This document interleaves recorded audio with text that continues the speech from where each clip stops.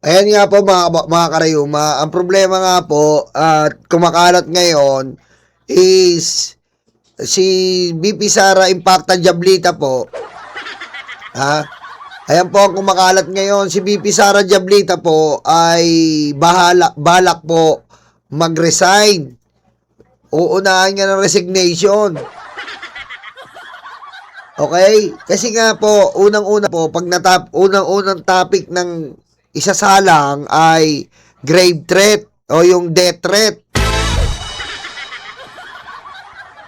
Yung death threat po ang unang sasalang. At i-obserbahan ni Sara kung talagang doon pa lang ay mayayari na siya. Kasi yun po ang unang sasalang eh. Ang NBI, ang iba't iba pong CICC, meron po silang investigasyon na ang death threat na ginawa ni Sara ay legit. Alam naman natin mga kababayan, mga karayumi, tayo mismo po alam natin na yung death threat niya ay legit na legit at siya yung nag-death threat. Doon pa lang, isa lang po mapatunayan dito. Bye-bye ka na. Halimbawa po, napatunayan. Mamaya, yung death threat ay legit na legit. Hindi AI. Hindi tampered. Coming from the Vice President talaga, yung Facebook page niya. Yan po. Paano yan? Aray ko. Diba? Paano yan? Magre-resign ba? Hindi po. Pag nag-resign siya, hindi po tawag dito, hindi po agad-agad na masasabi na yun ay na yun po ay absuelto na siya. Eto po mga karayuma, pakinggan nyo po ha. Itatroba ko lang kayong konti. Already asked a person to take revenge against 3 individuals. Ayan po. Bukod po, eto po ayon po to sa ating mga asset, liabilities, and network. Okay? Mamaya po sa mga death threat, ito po ang ipapresenta nila, yung patayin mo si BBM. Pero, ito pong video na to, sabi ng ating itim na kuyukot, ito pong video na to ang magiging dagger. Ito pong video na to ang magiging dagger po sa death threat. Kasi dito po sa video na to, mga karayuma, mga kababayan, ito po yung kinabukasan na kinonfirm ni Sara. Kinonfirm po ni Sara na totoo yung sinabi niya. Ito pong video na to ang talagang magsisild at magko-convict kay Sara. Hindi po yung patayin mo si BBM, hindi po yun. Ito pong video na to. Dahil dito sa video na to, mga karayuma, kinonfirm niya. At ang sabi ng ating itim na kuyukot, na siya raw po ay nasa maayos na state of mind. Kasi doon po sa pagbabanta niya nung gabi, hindi pa maayos yung state of mind ni Sara. Medyo magulo pa. Pwede po sabihin nila na abnormal si Sara noon, na galing siyang mental hospital. Aray ko. Diba? Ngayon, yung the second day na interview na to, ito po yung the second day, yung paglabas niya po, itatransfer na si Zulaika, ito po yung pangalawang araw, na kinonfirm ng mga media sa kanya, na totoo ba yung sinabi mo kagabi? Aray ko. Okay? Totoo ba yung sinabi mo kagabi? Hindi ka ba nabibigla? Hindi ba nadulas ka lang? Hindi ba dala lang ng galit? Hindi po talaga. Inamin niya po talaga na may pinlano na siya noon pa. Aray ko. Yung mga magla-lunch po, wala pong lunch ngayon. Dire-diretso po tayo, pusang ina naman, Aray ko. Wala pong lunch. Dire-diretso tayo. Aray ko. Eto po, yung sumunod na interview, kung saan dito, Hindi po siya nagdalawang salita. Talagang totoo po yung ginawa niya. Ito po magpapatumba sa video ni Sara sa impeachment. Pakinggan nyo ha. I already asked a person to take revenge against three individuals. Oh, kita nyo? Wala po siya dun sa, kumbaga, wala po siya dun sa tinatawag sa ospital na trauma room. Kasi pag nasa trauma room ka, medyo magulo utak mo. Medyo hindi maayos ang sitwasyon mo. Dun sa kinalalagyan niya kaya kasama si Sulaika, dun sa madilim. Siguro, pwede yan dahilan, nagdilim lang yung paningin ko kasi madilim. Pero dito po, maayos siya. Maayos yung interview. Nasa tamang venue siya. Maaliwalas. Eto pong video na to ang magko-convict kay Sara sa death threat. Dahil ayan po, makikita nyo, nasa tamang gising siya. Maayos ang surrounding. Ulitin natin, isa pa. I already asked a person to take revenge against three individuals. So, my question now to the administration, is revenge from the grave a crime? But you already talked to a person. Yes. Yan. Tapos sumunod po yung media, but you already talked to a person. Yes. Finish na. Aray ko. Diba? Parang Marcoleta po. Finish na. Tinanong siya, pero may kinausap ka ng tao. Yes. Ngayon, dumako tayo doon, mga karayuma. Dumako tayo doon. Ang isang government official ba kumakausap ng mamamatay tao? Aray ko. Siyempre, babanatan tayo ng mga depensa. Paano mo naman nasabing kumausap siya ng mamamatay tao? May kontrata ba? May kontrata po ba ang mamamatay tao? Aray ko. Diba? Yun ang ibabanat nila eh. May kontrata po ba ang mamamatay tao? Meron po ba yan? Maglilingkod ka sa akin, 6 months contract ka. Kapag ginalingan mo, regular ka. Patayin mo si BBM, no joke.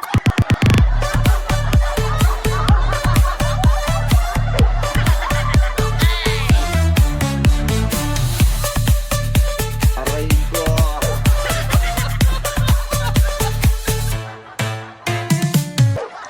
Diba? Yun ang depensa eh. Depensa ng mga abogado ni Sara. Paano nyo nasabing kumausap siya, may kontrata ba? Putang ina nyo. Aray ko. Diba? Mga kababayan, pag kumakausap po tayo ng mga riding in tandem, ng mga matay tao, wala pong kontrata yan. At mismo yung mga killer, hindi po yan papayag na may kontrata.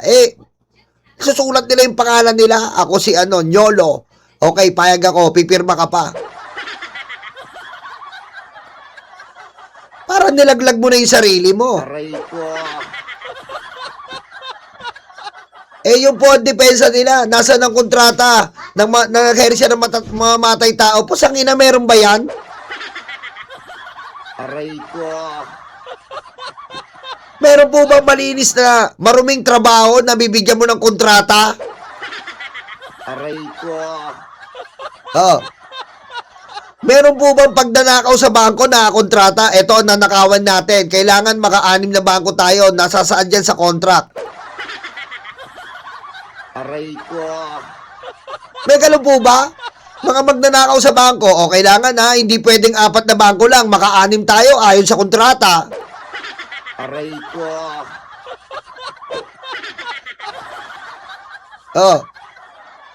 Riding in tandem ka, kailangan maka 10 patay ka ha. Pag siyam lang, hindi kita babayaran. Aray ko. Aray ko. Wala pong gano'n, mga karayuma. Aray ko.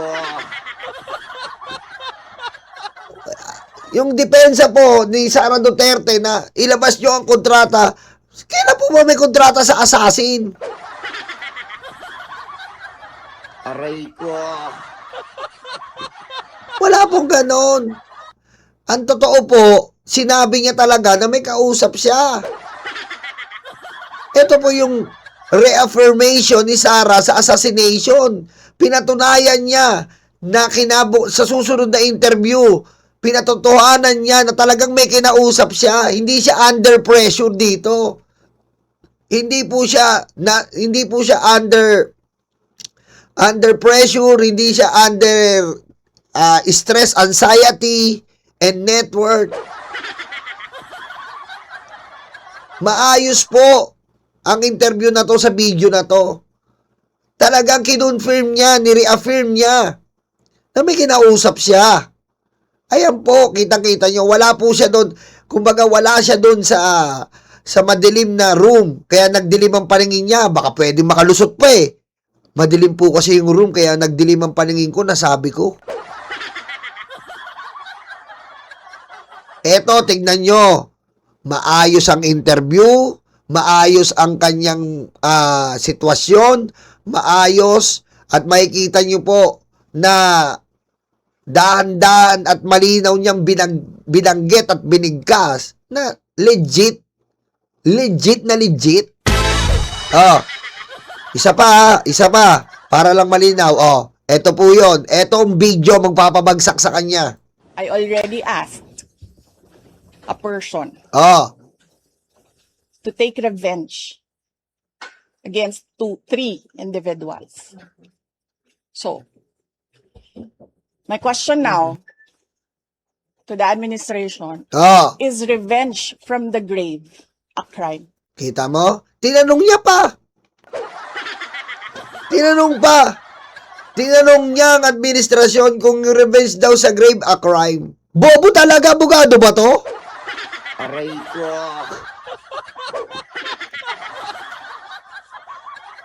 Yung lolo mo, may last will and testament. Lolo natin, ano ba? May lolo tayo. Nakalagay sa lolo mo, Apo, pag namatay ako sa katandaan, patayin mo na rin yung kinaiinisan kong kapitbahay natin. Sige nga, patayin mo yung kapitbahay natin. Lagi akong inaano niyan. Lagi akong sinisigawan. Kaya pag namatay ako, Apo, patayin mo na rin yung kapitbahay natin. Aray ko. Sa tingin nyo, hindi crime yun? Aray ko. Hindi po ba crime yun? Na yung last will and testament ng lolo mo ay patayin yung kapitbahay pag namatay siya? Crime yun. Aray ko.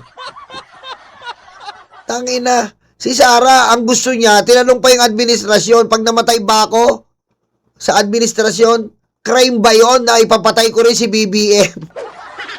Aray ko.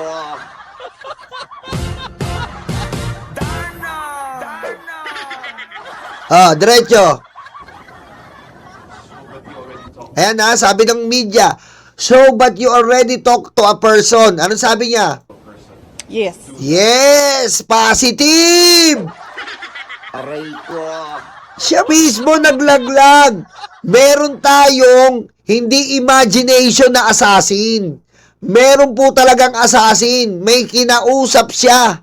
Yes! Yan po ang dapat ilabas ni Sara na may kinausap siya. Ngayon, pag binali niya, wala akong kinausap. Paano tong video na to? Aray ko. Paano tong video na to? Pag tinanong siya, pag tinanong yung defense, sabi ni Sara may kinausap siya. Pag dininay nila, sinungaling na sila. Aray ko.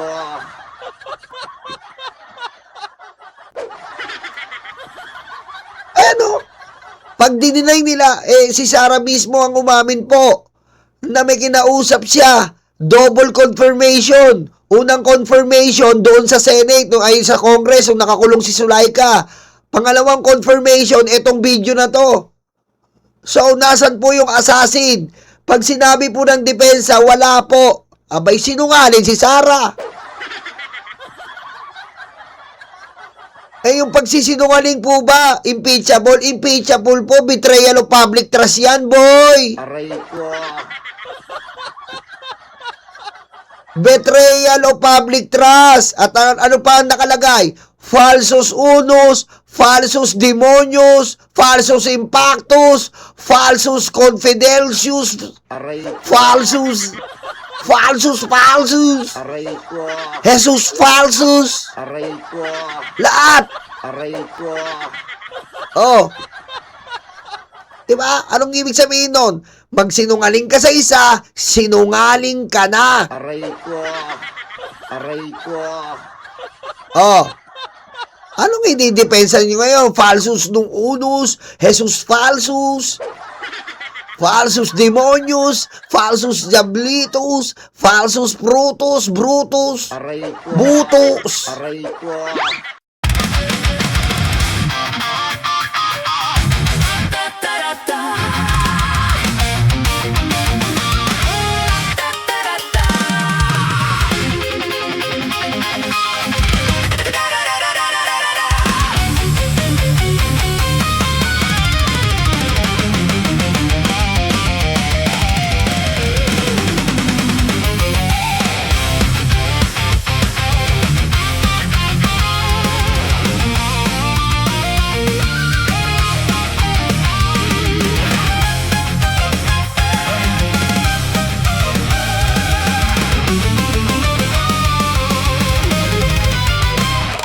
Madilim daw ang paligid, putukan daw ay maririnig. Takot sa kanilang mata, ikaw ay madadala. Huwag kang palinlang kaibigan, Judas na 13 yan. Sinira nila ang Senado, sobrang ganit mga ito. Hindi nyo na maloloko mga Pilipino. Gising na gising kami sa kabobohan nyo. Di bumenta ang pelikula, pati ang drama. Sa sobrang kapal ng mukha, nangungumusta pa. Hindi nyo na maloloko mga Pilipino. Gising na gising kami sa kabobohan nyo. Di bumenta ang pelikula, pati ang drama. Sa sobrang kapal ng mukha, nangungumusta pa. May kaso at may sabit, sila sama-sama. Sigaw ng puso'y Duterte, abay nakakaputang ina. 10 utos kaibigan, huwag patayin ang kapwa mo. Tinago nila si Bato, pinatakas din ito. Hindi nyo na maloloko mga Pilipino. Gising na gising kami sa kabobohan nyo. Di bumenta ang pelikula, pati ang drama. Sa sobrang kapal ng mukha, nangungumusta pa. Hindi nyo na maloloko mga Pilipino. Gising na gising kami sa kabobohan nyo. Di bumenta ang pelikula, pati ang drama. Sa sobrang kapal ng mukha, nangungumusta pa.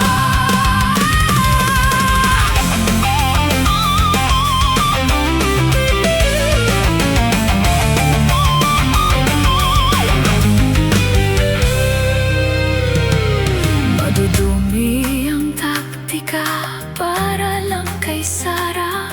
Taong bayan hindi inisip, taong bayan hindi nadinig. 10 utos kaibigan, huwag magnakaw sa tao. Sinungaling ang